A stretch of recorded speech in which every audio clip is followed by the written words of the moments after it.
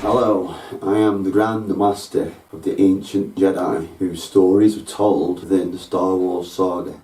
So, in that saga, as we see as a representation of history, why is that Dark Lord, after the many before him, so successful? And why don't those Guardians see it? Because he plays obviously the dual role and does not act like the Dark Lords usually do. They aren't patient, they and take the time, but this Sith, which comes from the name Seth, which was the rival and enemy of Thoth and Osiris. The Guardians, Seth, is where they get the name Sith from. And how he actually is able to do what he does is because of that dual role. One minute he's playing the caring, nice senator, the other is the evil Sith dual role. Now, those comparisons can be put into religion and everything, which we'll go into in a minute, but he gathers up what he needs first before he takes power was something completely new and different. The Sith, the Dark Lords before him never did that. He collected what was foretold and came into the real world, the trade, banking, media, technology, all that he collected before. So he was able to manipulate from both sides, as you know. Now, in comparison, we can say that the leader of the Clone Wars today is basically setting his troops on one another. The Abrahamic religions all believe in the same God. Yahweh, Allah is the same God, although the three religions contradict each other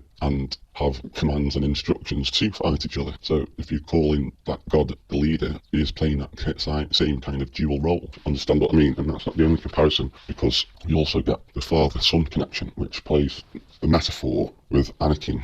You know, Anakin, I've only found out recently, can come from the term of Anu, Anu's kin. Anu, representation of sky or heavenly god, represents something that's contained in the sky, but that's something we'll come to in another thing. So, and the other thing is, Star Wars is about divisions and uniting, and that's what the Dark Lord does, divides and conquers. And while the Republic aren't united enough to actually fight the smaller, separate force, why didn't they unite like they do later on to fight them, instead of getting another force to fight for them? You see comparisons with it. Now, that's the whole reason. Division and uniting.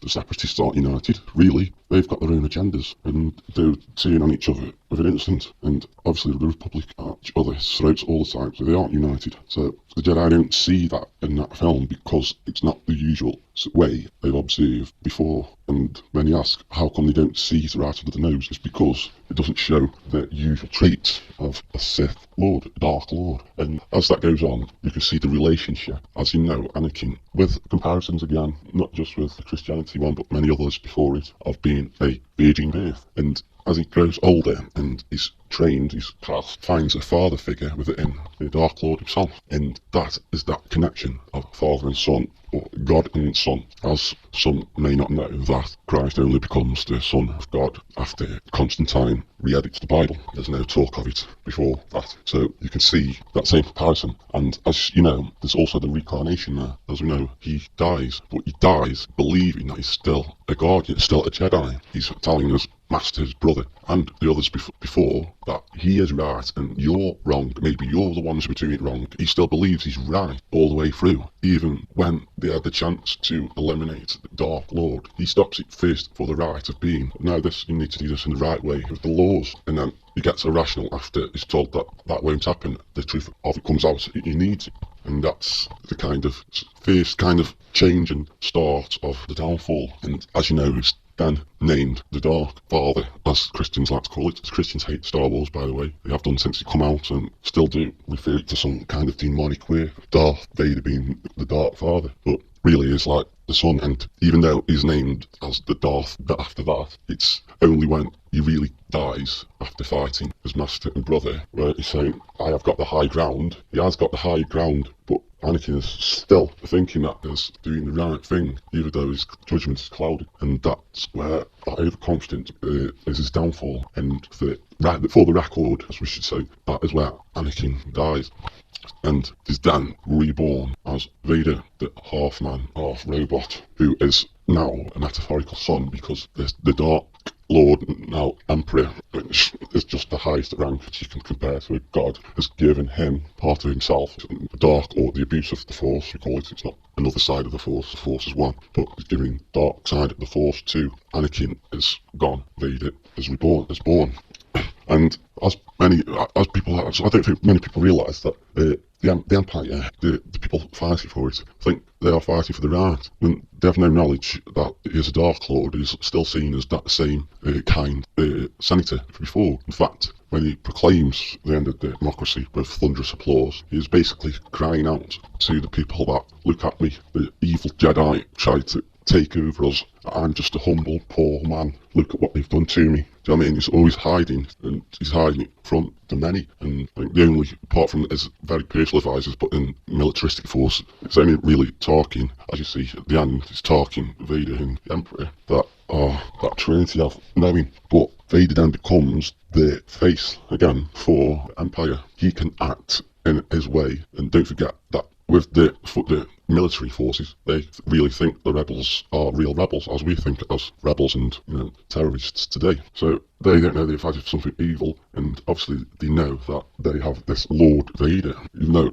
talking doesn't seem to have that much difference between them. He is the Lord, he's the Lord, and they are the servant, and he is the face behind the Emperor. So the Emperor can now do all these bad things. Vader is that face, as you know, that when even the New Hope starts, the princesses say, look, I've got diplomatic immunity. I need to talk to the Emperor about this. They still believe, and even within some of the rebellion, still believe that he's still the good senator person, the humble person, Sith Lord. And in that 20 years, he writes out his own history and writes out, obviously, the Guardian Jedi. And Anakin, you can say, at that point where he's at the low ground, is kind of sacrifice for what he believes. And the warning from his master and brother is, don't do it. Don't do it. I've got the high ground. Don't do it. Clouded by the darkness stuff inside him. But as I say, that's where he's really dying. You don't see him reincarnate till he actually does that foretelling of the prophecy, which is sort of bringing balance back to the Force. Balance the Force is just order, not as evil, balanced, good, balanced, because people, there is a thing of being too good, and we see that in ways where people are not allowed to do the things that they once did before because they've been a bit too politically correct, and the punishments for maybe petty things become even more severe. So there is that being too good as well, that can harm too. That balance is order, but there is certain things that weigh on that balance. So just like the Christ of the Romans and the new religion, Vader is the face, the Emperor and the Son, created by the Emperor, don't forget, created him, and died, rebuilt and reborn. So that's another correlation.